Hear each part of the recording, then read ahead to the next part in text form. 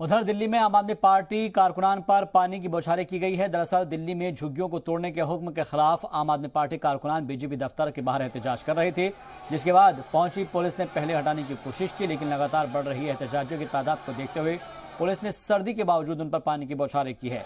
इस मौके पर आम आदमी पार्टी के एमएलए आतिशी ने बीजेपी पर वादा खिलाफी का इल्जाम लगाया।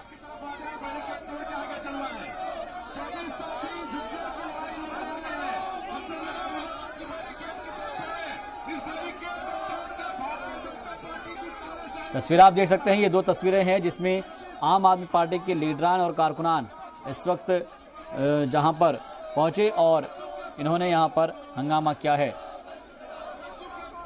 खासतौर पर आम आदमी पार्टी की जो कारकुनान हैं वो बड़ी तादाद में वहां पहुंचे थे और बीजेपी का जो दफ्तर है उसके बाहर एहतजाज कर रहे थे।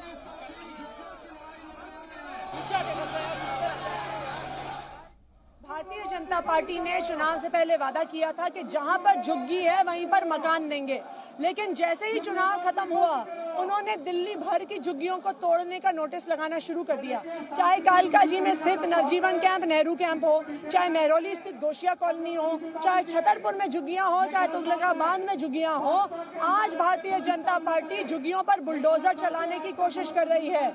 आज हम यहाँ पे बीजेपी कार्यालय के सामने विरोध प्रदर्शन करने आए हैं कि हम दिल्ली की झुग्गियां नहीं टूटने देंगे।